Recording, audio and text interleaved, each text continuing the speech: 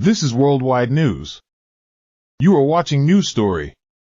Now TikTok might be able to take on trends of a different kind with a move into e-commerce. The Wall Street Journal reports that the social media giant plans to sell Chinese-made goods in the United States. The publication said TikTok looked to find the success enjoyed by similar platforms like Shein and Temu beginning in August. According to unnamed sources, the social media platform will offer the TikTok Shopping Center, an Amazon-like marketplace.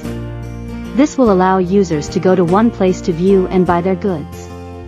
TikTok, like Amazon, will act as the conduit for retailers based in China, handling all the marketing and logistics.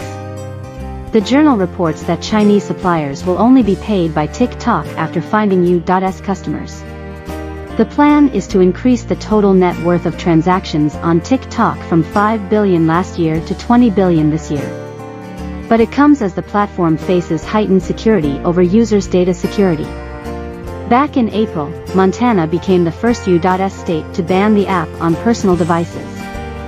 Now TikTok is fighting to prevent that from becoming a U.S.-wide reality. I spoke to Bill Mu, who's Global Cyber Ambassador for the International Association of Risk and Crisis Communication, and asked him about whether or not this move is surprising given there are so many other platforms doing something similar. Well, I think all of the major platforms are trying to reach the ideal sweet spot where they have a dominant position not just in advertising and social but e-commerce as well. The three are seen as mutually supportive and the ideal combination, but it's not as easy as it might sound.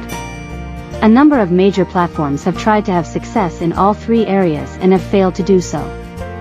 We've seen Google, that is enormous in advertising, also has a big shopping platform that it points our users to, but it has fallen foul when it tried to get into social media with Google+. Just because you're good at one thing doesn't necessarily mean it's going to be successful in other areas.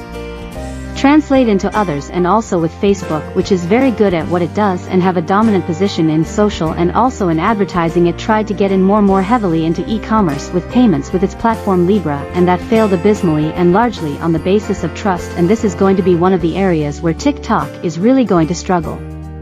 Yeah, and of course TikTok is under even a lot more scrutiny than some of its rivals, so the question remains how successful it can be, but it also feels like they're trying to do something that X, formerly known as Twitter, is trying to do, becoming kind of a super app.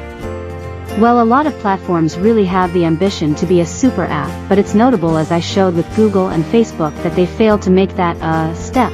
Just because you're good at one thing doesn't mean you're going to be good at everything, and we've seen the platform struggle in the past. When you talk about Twitter, that is an example of a platform that has been particularly bad at innovating. I mean, the Twitter experience hasn't changed a great deal for a long time, and Twitter is in desperate need of innovation and desperate need of something to save us at this moment in time, but I guess TikTok does have a much younger, so could this actually work to attract some younger consumers? There's some potential for them to pull this off, but at this moment in time they have a short video platform and a set of algorithms that are working really well, and all of the other platforms are insanely jealous of the success that TikTok has had, and with various different YouTube shorts and reels and other things they're desperately trying to copy to TikTok but without as much success.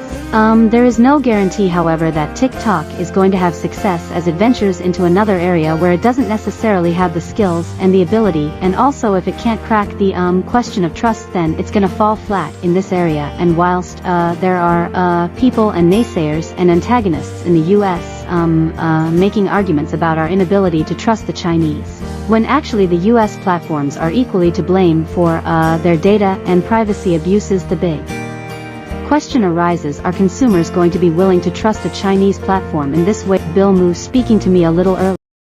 Subscribe and stay tuned on Worldwide News Channel.